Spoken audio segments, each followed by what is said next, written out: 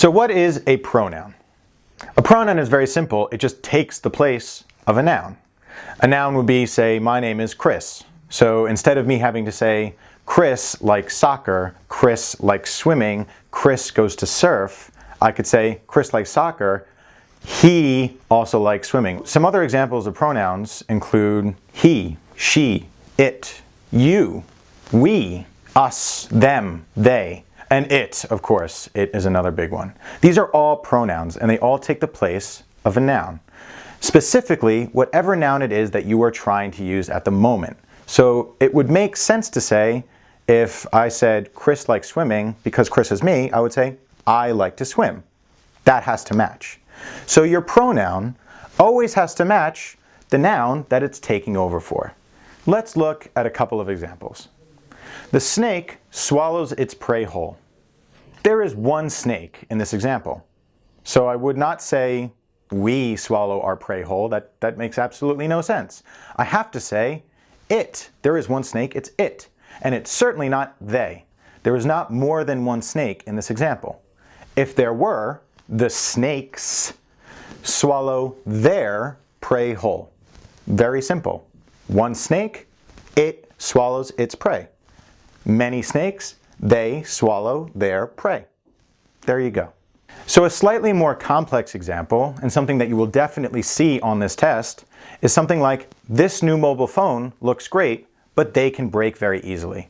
Now say you and I are in conversation. If I said this new mobile phone looks great, but they can break very easily, yeah, we'd probably understand that we're talking about all mobile phones. So we're looking at this example, and they is underlined. And I notice there's only one mobile phone in this problem. There's only one mobile phone written down for this.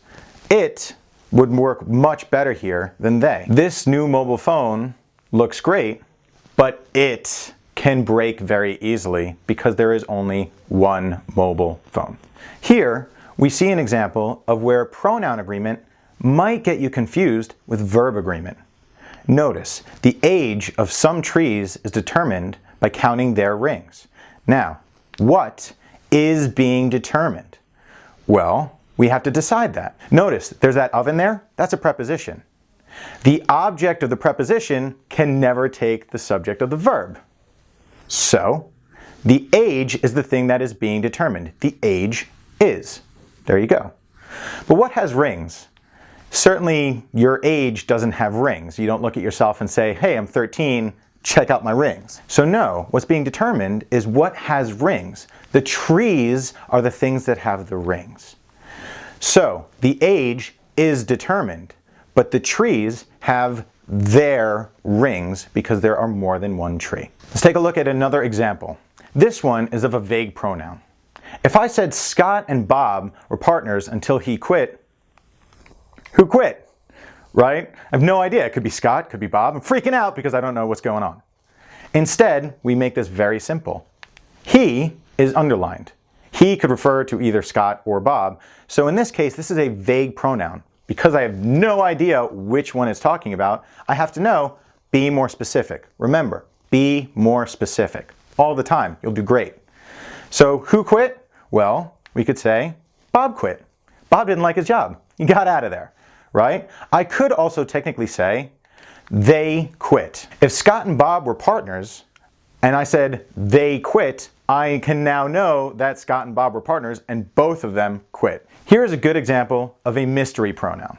Mystery pronouns are very similar to vague pronouns in that I have absolutely no idea what's going on with this pronoun. In gymnastics, they take off points for bad dismounts. Huh, okay. Who's they? So now they, the problem is it could be judges, it could be peers, it could be parents or aliens or whoever. I have no idea who they are. Okay, hold on. Because we're talking about gymnastics, I know that I have to be a little bit more specific here to say that it's judges. I have to tell you who it is that I'm talking about, or I'm not going to make any sense whatsoever. Let's talk a second about pronoun shifts. Now, if one is sick, one should go to the hospital. If you are sick, then you should go to the hospital. To say something like, if one is sick, then you should go to the hospital, that would be like me saying, hey, I'm sick, take him to the hospital. What? No, that makes no sense. You must be consistent. Remember, be specific, be consistent. If one is sick, one should go to the hospital. If you are sick, you should go to the hospital. Got it? So let's take another example. If we examine this painting closely, one can tell that the artist was left-handed. Now here's an issue, because who's examining this painting? Oh, we are. So who's this one that we're speaking of? Well, I don't know, because I didn't choose one person here. I said that we are all examining this painting. Therefore, if I have to remain consistent, we are the ones who can tell that the artist is left-handed. This is a little bit more obvious when we take an example like this pronoun shift. When people spend all day typing, your hands get tired quickly. So when people are typing, my hands start to shake because other people are typing and I'm just watching them type and I'm shaking and I'm freaking out. No, again, don't freak out because other people are typing. When people spend all day typing, their hands get tired very quickly. Let's talk about noun agreement for a second.